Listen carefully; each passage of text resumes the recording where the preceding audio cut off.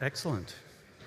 All righty, well, I'm Woody, as you know, and I'm going to share with you something that's basically the experiences of myself and the team that I worked with for 4 years. And if you haven't heard of mob programming before this conference, you'll learn enough about it to understand what it is. And if you have heard about it before and you're more interested, hopefully I'm going to cover some of the things that you're wondering about it, and I think we'll have a short question and answer period at the end where I can fill you in a little bit more. First of all, I'm really pleased to be here. I've heard a lot of good things about this conference, and as far as I can tell so far, it's really wonderful. So I hope you're all enjoying yourself. The food is great.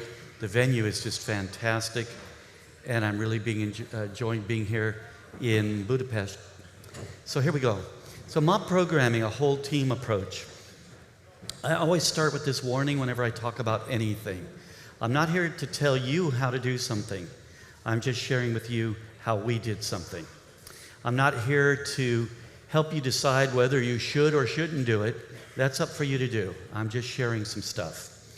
So when we first started talking about this, it became clear to me that I needed a short way to describe what we're doing, and I think of it this way. Mob programming is all the brilliant people working on the same thing at the same time and in the same place or space. And that's just what Agile is. Agile introduced these concepts that let's not separate people by putting them in different phases of our work. Let's not separate them by the things they're working on. Let's not separate them physically, although nowadays we can work remotely a lot better than back then. Mob programming just kind of accentuates this by introducing the idea, like pair programming, but with the whole team, that we're all going to work at the same computer. So that's the thing that makes it a little bit different. How in the world can we work all at the same computer? And it actually seems almost preposterous. It seems ridiculous. And if somebody had came up to me 5 years ago or 6 or 7 years ago and suggested this idea, I might have thought it was too ridiculous. We just stumbled on the idea accidentally, and that's part of what I'm going to share with you today. But this is the essence of it. We're going to have everybody that we need working on the same thing at the same time in the same place, so we get the advantage of collaboration, real collaboration. A lot of teams, people call what they do a team, but they don't do anything we would recognize as teamwork. They don't really work together very much except for when they get together in meetings or have little short conferences and things like that. We want everybody together that's going to contribute on this work to be working with us at the same time. So this is what it looks like from the front, and this is what it looks like from the back. This is where we first started doing this at Hunter Industries back in 2011. I don't want to go back that far, 2011. So this was our work area where we started working this way. This was actually our second work area. I want to point out a couple things. One thing I want to point out is there's a single computer, happens to be right here, that we're coding into. But there are other computers around. But in this photograph, we have everybody we need to do the work that we're doing right now. It includes testers. It includes a database expert. It includes some programmers. It includes what you consider a domain expert or a subject matter expert. Everybody that we need is there to do the work. This is just another view of the team. There were 5 people working that day. And you see we have the 2 monitors. Those monitors are not mirrored. So we have, like, just at your desk, you might have 2 monitors. This shows a team that's doing this remotely. And this is a team from a company called Corgi Bytes. And you can see there's 4 people that are working together right now. I know for a fact the person at the bottom is Wendy is working from New York City. And the one at the top, Andrea, is working from Richmond, Virginia. I don't know where the other 2 are. But this is the basic idea. They can work remotely as long as you have some tools that let you do that to work on the same code at the same time. They work this way something like 3 hours a day, 3 times a week. But our teams at Hunter, we work this way all day, every day. So this is Hunter Industries. And the reason I want to share this is 2 reasons. This is a manufacturing firm. They make high quality landscape irrigation products and lighting products. So they're not a software development company at all. And when I joined them, I was hired as a manager for a team of programmers, 6 or 7 people, I guess. The team itself was having some problems, and they asked me to come and perhaps apply to work there and help them become better at doing things in an agile manner. But I like to share this because of the byline there, built on innovation. So that's one of the things that I insisted on when they hired me, that we're going to innovate. We're going to discover a better way to work. We just didn't know what that was going to be yet. This is what it looks like there now, and I'm going to show a video of this in a few minutes. So you can see we had first started out with just a team of 5 or 6 of us. There are now 9 teams there, and each team has 5 or 6 people on it. So there's a lot of people working there together. And I'm going to go through some slides of pictures really quickly to show you the variety of the kinds of places that are working this way. So this is another shot at Hunter. This is a group in Alaska. That's a state in the United States. France. I think that was in France, I'm not sure. I think this group's in the UK. Here's a group in one of your neighbors. Does anybody recognize any of those people? I'd like to know who they are. Here's GDS in London. That's Government Digital Services. They have at least several teams working this way. Whoops, another shot of GDS in London. This is a company in Boston. They have 5 or 6 teams there. This is Unruly in London. They have 5 or 6 teams as well. Agile in Sweden is a consulting firm that trains people, and they go out and help people learn how to do things like mob programming. A group in South Africa. Another group in London. I want to point out a couple things. These chairs may not be comfortable to sit in all day. You see all these different setups people are using, and I kind of want to make a point that you need to set up for comfort, because you're going to sit there all day, so you want to be as comfortable as if you were sitting at your own desk.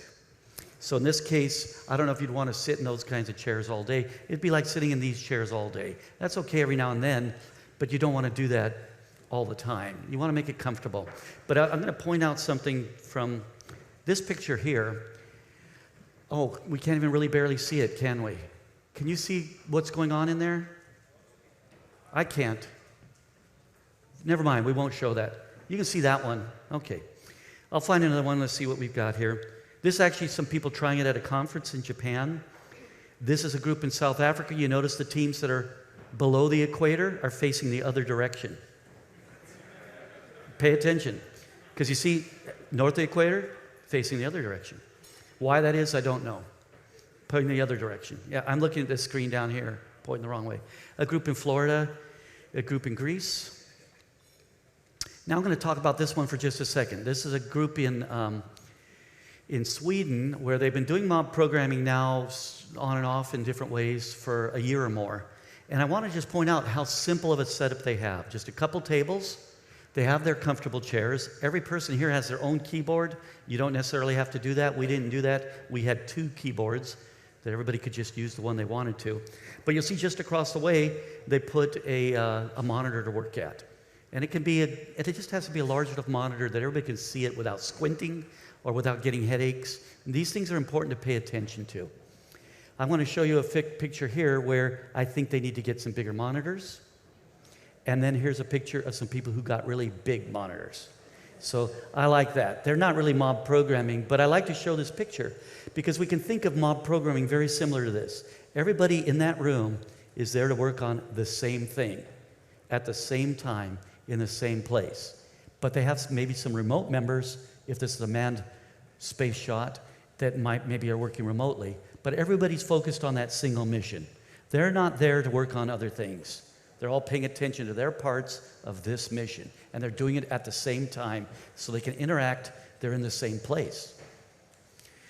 So I want to show you a little bit of a video. I'm not going to show you this whole thing. It's a 3-minute video that we made. It's a time lapse of how we work. I made in 2012. Actually, the whole team made this. The basic idea that I want to show you here is just so you can actually see it and work. This is an 8-hour day condensed down to 3 minutes, and you can find this on YouTube. So basically what's happening here is the entire team is studying together for an hour every morning. We spend an hour studying together. So during this time, we don't need to do a stand-up. We don't need to do any meetings. We have very few meetings because we're always working together. We don't need to gather together somewhere to have a meeting. We're just there working together. At that time, we had the dual projectors, the single computer. Now we use the monitors. But the main thing we're pointing out here is that there's this concept of a driver. The driver is the person sitting at the keyboard. It's not somebody programming at the keyboard and everybody else watching. Everyone else is navigating that person. And one of the team members is the product owner or the subject expert, and they join the team as well and work with the team as much as possible. a little secret there about managers. And so you can kind of see this is the flow of the work of the team. So you can see it's very active. We move around a lot. Everybody just takes a break whenever they want to take a break. Nobody is forced to work with the team. At any time, if you feel that you want to go off and work on something alone, you can go do that. Matter of fact, there's somebody doing some solo work right there. That particular person, if they felt they had something they could do that was better to spend their time doing, they can just go do it. Nobody's forced to stay on the team. But we do ask that if you're going to be working on this team, you stay near enough by so that if we have a question, we can drag you back and have you participate. Now I'm going to show you another video for just a moment. Just a little bit of this video. This is also on YouTube. This is showing the teams now. So that was 2012, and this is 2016, about 6 or 8 months ago. I'm not going to show this whole video either, but you can find it on YouTube. You see, we still do the learning sessions in the morning. Now, I no longer work there, by the way. I'm mostly out talking about this now. But we do the learning together in the morning. There's some people doing a retrospective. You can see the teams now are gathering to do their world work, and they just work as a team all day long. But because we're all in the same room, if we think we need some expertise that is on some other team, we can easily go over and collaborate with them, ask them to come join us for a while. If you watch this on YouTube, you'll see near the end, there's two separate points where more than one team gathers together to discuss something. You notice there were 6 teams working here now. There are now 9 teams working there. So they have work areas or continuous integration, continuous deployment area. Each team's responsible for pushing their work to production, and it happens very rapidly. Some of these teams are delivering 4 or 5 times a day. Oh, that's another important thing. Our product owners now have an office in our work area where they can spend their day and be available to answer questions. It's one of the biggest, I would say, one of the biggest blocks on a team, bottlenecks, is that we have a question for our product owner and we can't get a hold of them. And so that helps us do it a lot quicker. I'll point out something about lunch. We take lunch at the same time. Everybody goes out and gets their lunch. They can do it with other team members or however they want to do it. What we found was we didn't really necessarily need to make a rule about this, but that we just started aligning our time. We started actually realizing how productive and how much we liked working together all day long, and we wanted to maximize the amount of time we worked. So when I joined on at Hunter, one of my rules that I personally hold for myself, and I've been developing for years, is I don't want to have the team getting worn out. So whoever's there, you're going to work an 8-hour day, and we're never going to work overtime. So now the team just kind of all comes in at the same time. We work our day. We kind of go home at the same time. But we're always relaxed. It's a very sustainable way of working. Kind of my rule for years for myself was at about 5 o'clock, that's when you start writing tomorrow's bugs. So let's not work too hard through the night so we can introduce more and more bugs into our code. So this is one of the important points. We need some techniques to be able to work well as a team. It takes a certain mindset, but it also takes some techniques or practices. I don't think of mob programming as a practice. I think of mob programming as a concept. Let's find a way to work well together, and we'll get whatever practices we need to be able to do that. And for us, it ended up being mob programming. But it's not important to me that we were mob programming, just that we're working well together, being effective working together. Well, for mob programming, we found using this driver-navigator model, which I had learned from Zuill and Falco, who happens to be at this conference speaking as well. I highly recommend you attend any talk that he gives. I learned a lot from Zuill over the years, and one of the things I learned was a pair programming model called Driver Navigator. So a Driver Navigator, as a pair or as a group, you will have one person at the keyboard, and they're the driver. Their job is to hear and trust what the rest of the team is saying we want to do, and just simply get it in. No arguing, no saying, that doesn't make sense. Your job right there is to free the rest of the team up so they can collaborate together on what we're trying to do, and then move forward as quickly as possible in trying these things. It's like tons of tiny experiments. It's a different experience than working alone. And the way that I used to pair program before I learned this model was if the person has an idea, they take the keyboard. So if I have a concept that I think, I know what to do here, I would take the keyboard, start keying it in, and the other person has to watch and understand what I'm doing. I might try to explain it to them, but normally you just key it in and they try to catch up and understand as you go. With this model with the driver navigators, the navigators are the ones having the ideas. They're putting together the concept that they want to see in code, and the person at the keyboard codes it in. This is different. If you have an idea, you have to get it into the computer through someone else's hands. For an idea to go from my mind into the computer, it has to go through someone else's hands. Same with everyone on the team. In that model of pair programming, if I'm the individual at the keyboard and I have an idea, I would pass the keyboard to the other person. And usually the way I used to do it would be just stand up, go to the whiteboard, start diagramming my idea, and off we go. So I'd learned this from Llewellyn in 2007 or 8 or 9, somewhere back then, and I've been using this model of pair programming ever since because it worked really well for me. It just happens that it works well for the mob programming, and I don't think I would say without that practice, I'm not sure we would have really been able to do mob programming. So I like this practice. So I'm going to show it to you a little bit more. We have a keyboard. It's how we put stuff into the computer. I think of it as a dumb input device. Why do we use a keyboard? Does anyone here use a keyboard in their work? Can I see a show of hands? Almost everybody. Why do you use a keyboard? Does anybody know? To type? Well, why do we type? To explain to the machine what we want. Why can't I just say computer?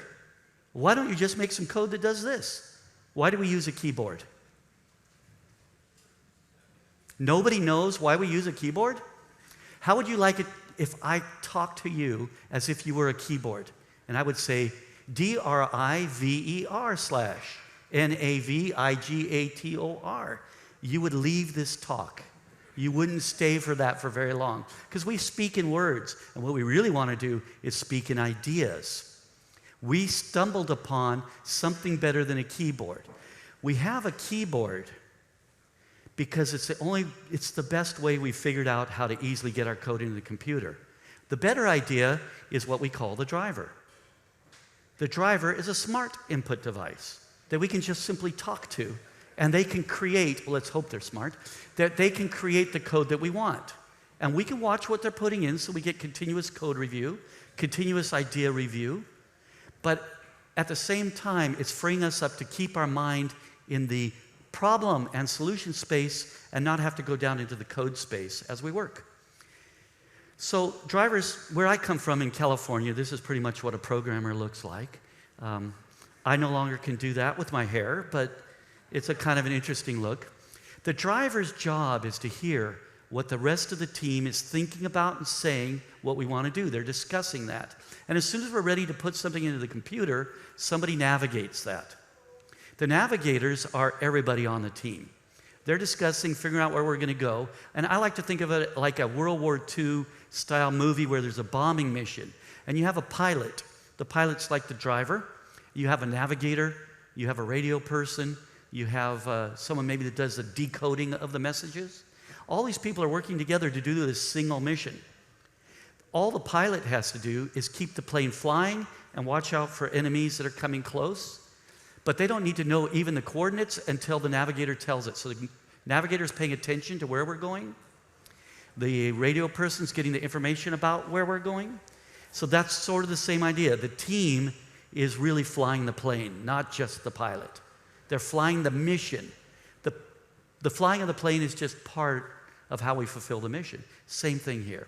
So we used a rotation to change out the person at the keyboard rather than whenever somebody has an idea, they pass the keyboard off. The individual at the keyboard gets switched out with a timer. You don't need to work this way. That's the way we worked. We used a timer, and we'd written our own timer. Chris, one of the people on the team, did. And we just put our names in the morning, and it would just ask each person to sit down every however minutes. And in this case, it says, Jason, please sit at the keyboard. And we will just go through the whole day working in this sort of a rotation. The person at the keyboard, the driver, is listening to the ideas, and they're the ones coding it in, and everyone else on the team is coming up with the ideas. Now, it doesn't matter that everyone takes the keyboard. If you don't feel comfortable at the keyboard, maybe you're a product owner or some other role and you don't usually type code, you don't need to take the keyboard. The keyboard is just there to get the code in. But there are times a product owner might take the keyboard when we're doing things other than writing code, because they might be comfortable enough having somebody else navigate them to help write a document we need to write, or an email, or do some testing, or whatever. So we just do this throughout the day. I'm setting my clicker down so you can see this is a fantastic animation I made. And I show that to you that I'm not clicking because it took me 4 hours to put that animation together. And nobody seems to care that it's a magnificent animation unless I point it out. So thank you very much.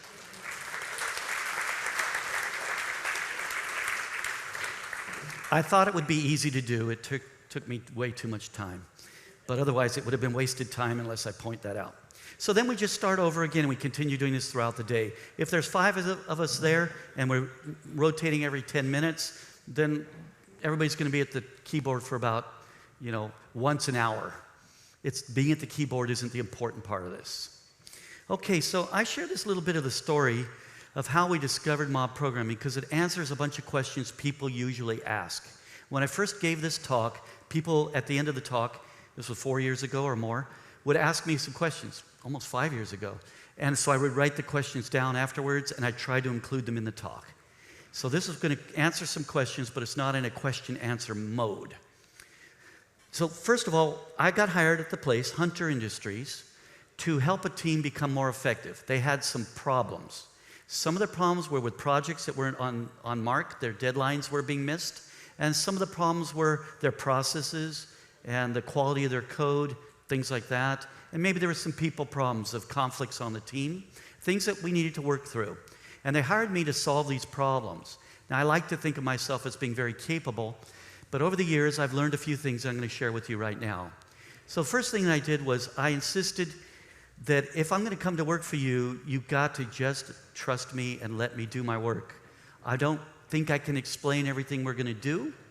And as we do things, we're going to be discovering things that none of us will be able to explain. We have to have time to be able to figure things out.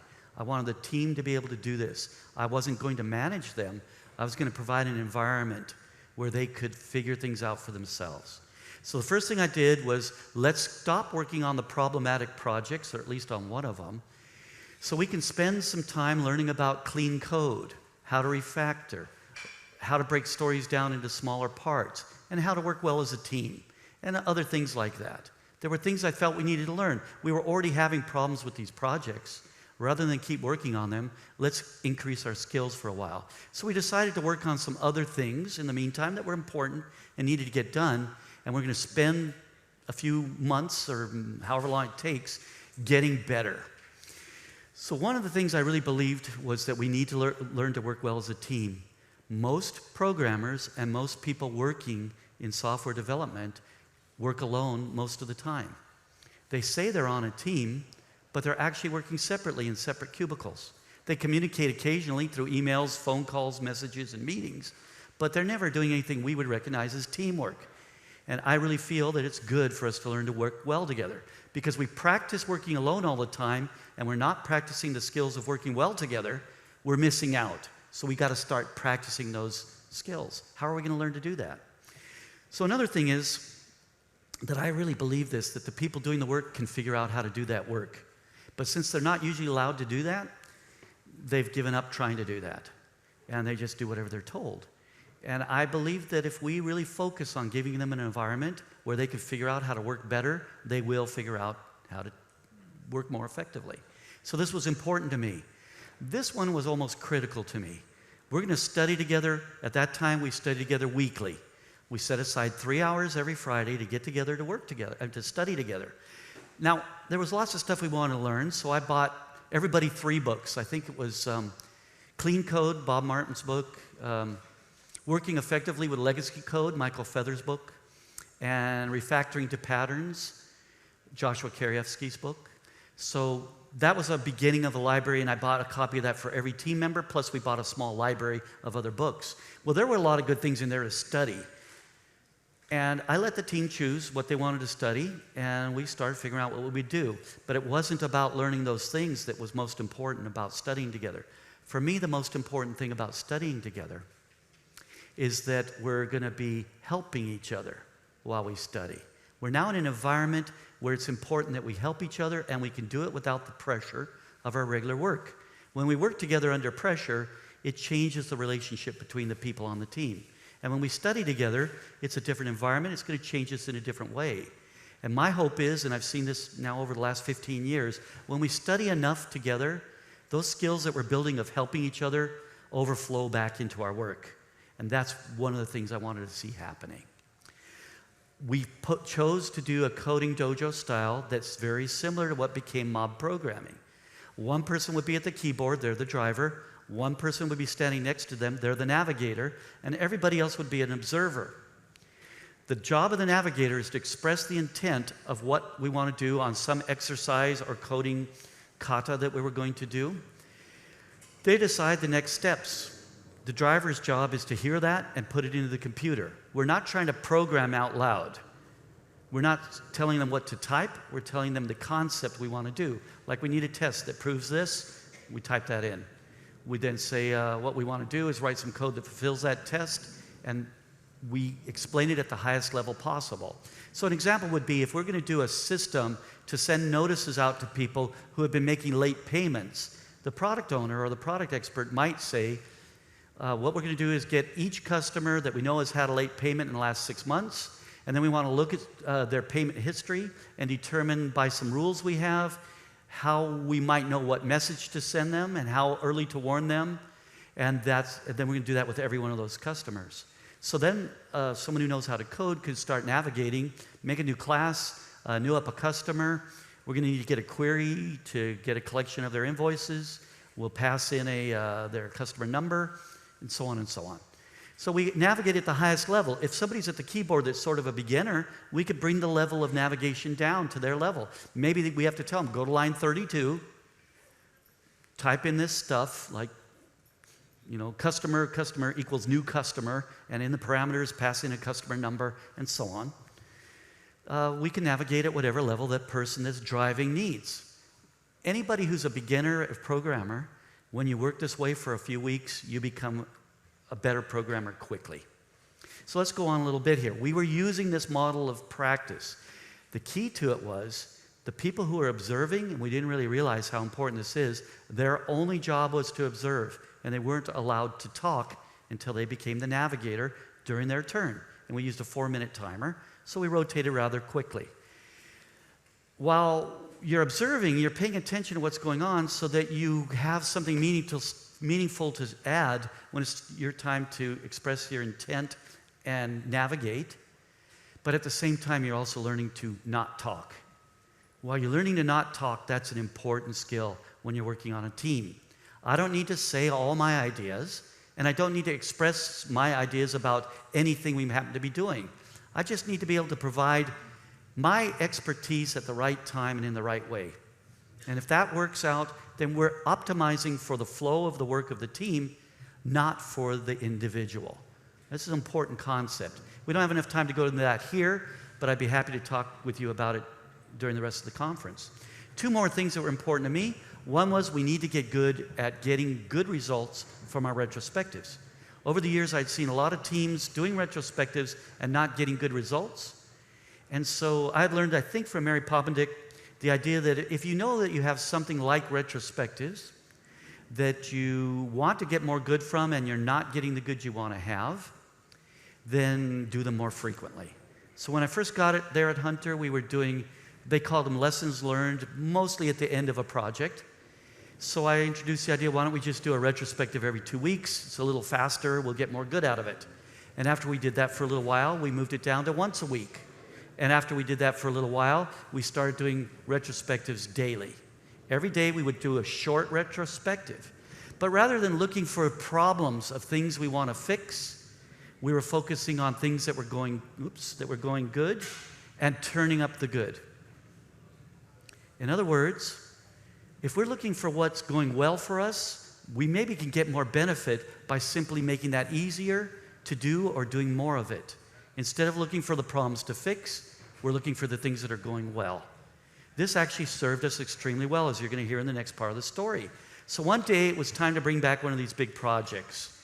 I knew there was a lot of bad code in this big project, but I didn't want to be the boss who told the team, your code isn't very good. Could you imagine how it'd be? Your brand new boss comes in, and you're really excited, and he comes in and says, you know, I reviewed your code, it is awful. Would you want to work for that person? You might want to, but I wouldn't want to. And I had tried that before, and it doesn't work very well. Just take my word for it. So what I decided was those other things. We're going to make an environment where the team can learn about code quality. So this one team these couple team members who had worked on this project before, we had all decided it's time to go back on this project. I felt we'd learned a lot of stuff. They took it off to look at it.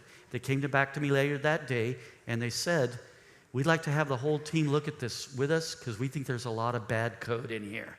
So that was a big win for me. I thought that was great. They were now telling me there was bad code, and they wanted help looking at it. They knew how to fix that code, but they wanted everybody to look at it with them.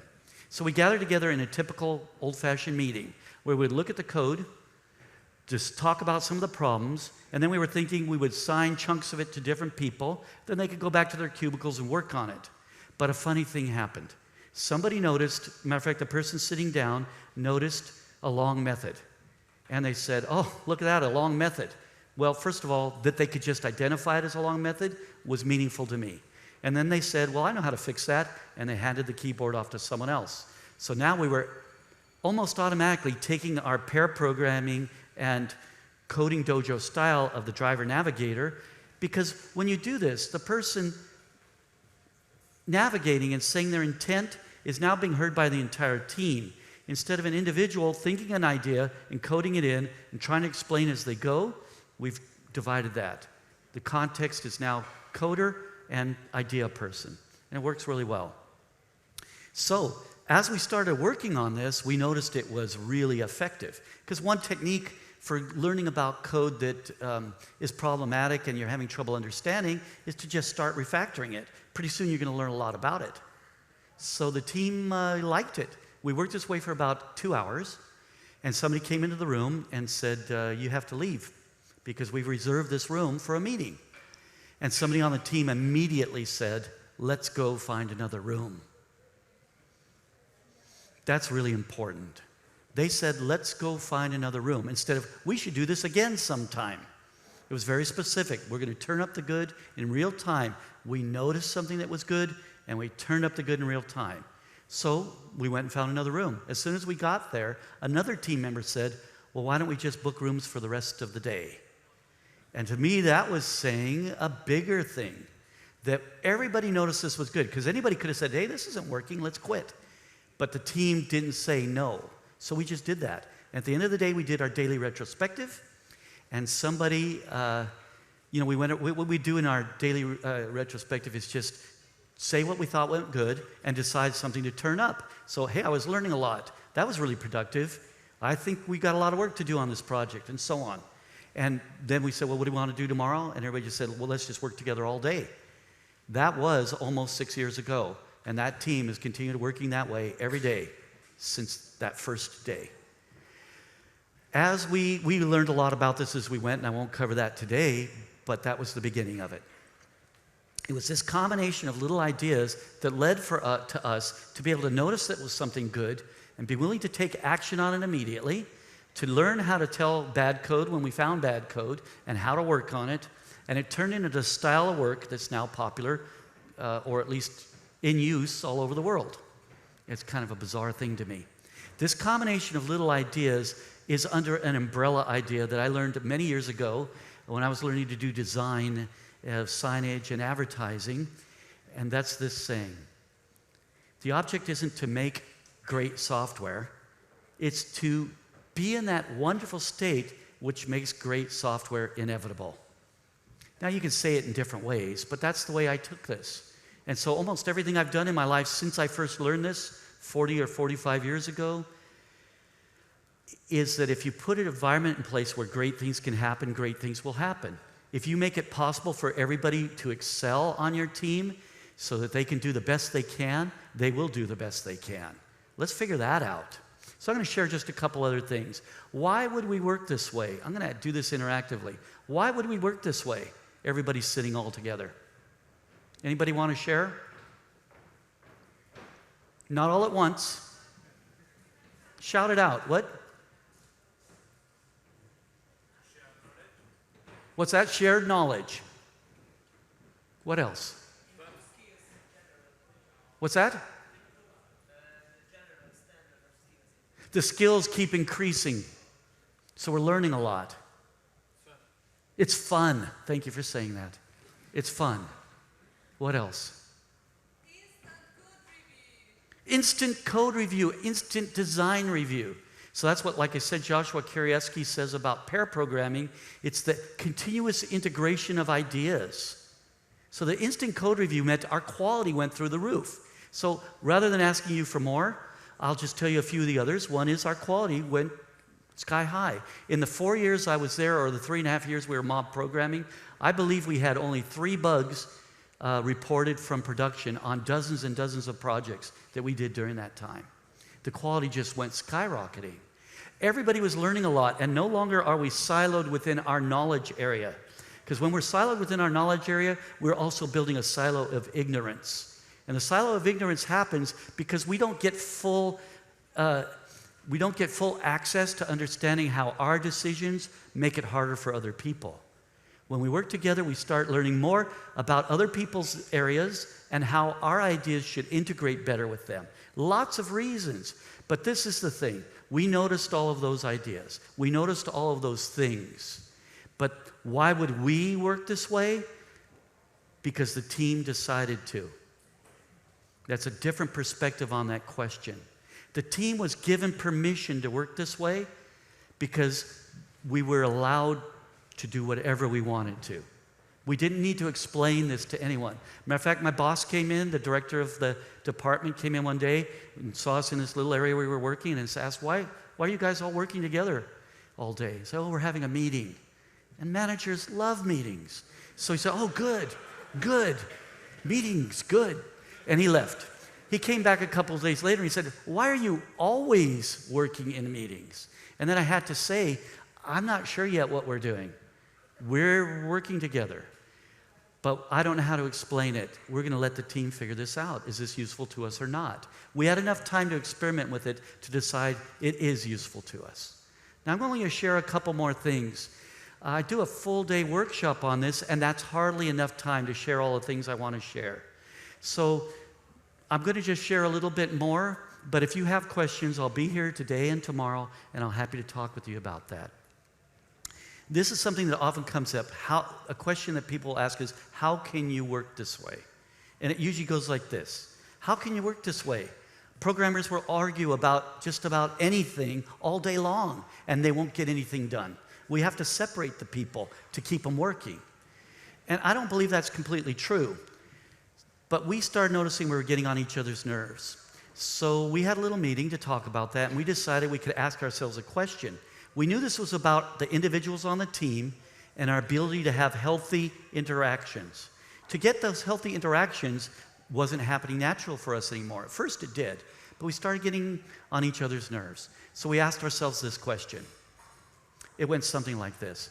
How do you want to be treated by your coworkers, by your team members? I want to be treated with fill in the blank. And we just wrote down on little Post-it notes and put them up on the wall of all the things that we could think of in one word at a time. How do we want to be treated? And we gathered that together and we came up with this basic 3 things. We want to be treated with kindness and consideration and respect.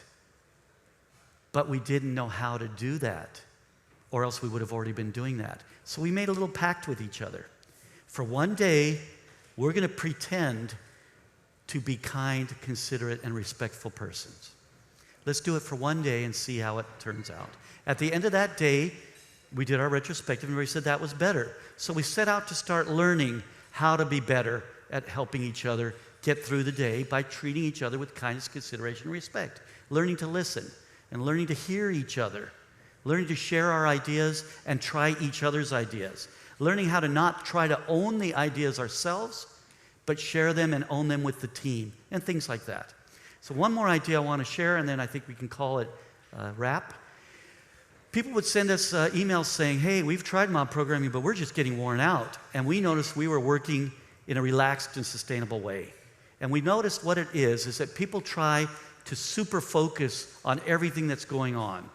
And you don't need to do that. What I suggest is that you simply stay in the same context with the team and only contribute when it's really meaningful to contribute. And I put it this way. Let's be prepared to contribute the right thing at the right time and in the right way. And that's really useful to us.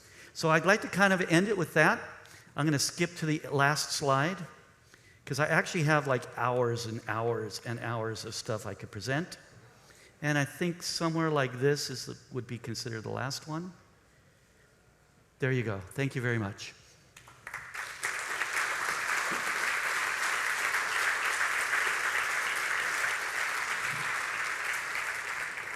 So I'm not sure how this system works, so can somebody guide me on how that works? I just answered the top one. So how did you measure the 10 times productivity boost? Well, I might as well just have gone through the slides because that's contained in one of the slides. I'm going to go ahead and do this real quickly. This is how we measured it. People would ask that question, how can 5 people be productive at one computer? I don't know, I would answer. Oops, we can't see my slides during this. We only have a minute or two if it's easy enough to do. How can we be productive? What we noticed was when we worked 5 separately or 6 people separately and we added our work together, we got a certain amount done. When we worked in a group, we got a certain amount more done. Our QA guy on this team, one of the 2 QA people, he noticed when we took this stack of cards, he noticed that everything was done on the 17th or 18th of April. And he said, look at that, all that work is just 2 days worth of work. So we went back in our records and we got out 2 days worth of work from a year before, typical day 2 years or a year earlier, and that's where we got the original 10 times number. I wouldn't say that's any kind of a proof, but that's how we thought this is 10 times, but we were noticing it was 10 times more effective. So we can go back to those other slides now. That's just what we noticed, so I'm not guaranteeing you would get that. The next one.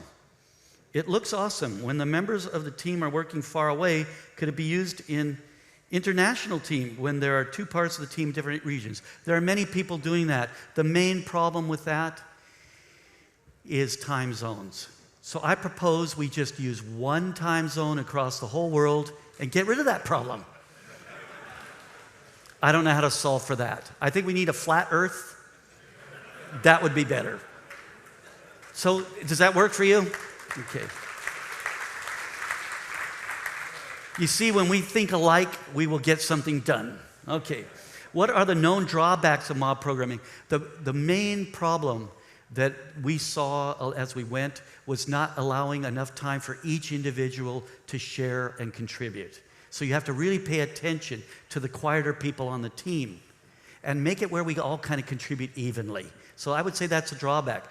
One thing people bring up is they say, well, this is only good for really complicated stuff. For the simple stuff, we can do that separately. And you can decide that on your own, but what we found was when we work together on the simple stuff, it changes the problem from being a simple thing to something we can automate so we never have to do again. So I say we at least will look at all the simple stuff and not just the more complex stuff. We started on a complex project, and we eventually learned to also do the simple things. How can we explain to our boss that the method won't reduce that much of our team velocity? We found it increased our team velocity, but I don't know how to convince anybody of anything. So I can't help you with that. It's like, I think Bill Murray says in the movie Groundhog Day, says, I can't even make a dog stay, so I don't know how to convince people. But I share these ideas, and maybe you'll find if you share some of these ideas, some people will start seeing this. But what we found at Hunter was we were getting a lot more done, and everybody liked that. And the quality was way better and much more like what people wanted than what we were able to do before. One more question or 2 more questions. Isn't it exhausting for introverts? It can be. So that's why we don't force anybody to stay with the team all day. You can be with the team for as long as you feel you can, and then you can go and do something alone if you want. If you just can't work this way, maybe you move on and don't work on a team like this. However, at least 2 of our members, you would say, I'm kind of what they call an ambivert. I'm kind of in between. 10 years ago, I couldn't have gotten in front of a crowd this size and spoke. I practiced and practiced to get over my fears of it. One of the members on our team, who was pretty much an introvert, he wrote a paper about this for the Agile Alliance for last year's conference, so you can find that paper and read how he dealt with it and how he sees it. He actually got a lot of good out of working as a team, and he still works there on the team. What was his name? His name is Aaron Griffith. So if you look that up, you'll find it real easily. He's in several of those pictures, and he was the one that pointed out that all that work was done in 2 days. Okay, so how do you engage devs and QA at the same time? Oh, did I miss a question? Was there a question just before that, or this is it? How do you engage devs and QA at the same time? So here's the point. Oh, yeah, this was what size teams, what roles are ideal. Let's add one. The size isn't important. What's important is that we are not getting blocked by unanswered questions. So if we got a team of 4 people and we find in one area we don't have enough knowledge, we might be missing a team member we need to have on the team. So the team can grow in size or shrink in size based on the knowledge we need to have on that team. And we're done with the questions. So the next question, engage devs and QA at the same time. I'll just answer that one and then we'll be done because I read it off. The thing is that we want everybody ready to contribute at any moment. So let's say we're coding something with the customers, and the QA might say, hey, you know what? It's going to be hard to test that part. You better make some better automated tests in here. So we want the QA's input as we're working. And when we get to a more test-heavy area, the tester becomes the navigator, and the programmers are doing as the tester directs them. But there's much more to it than that. So that's it. So thank you very much.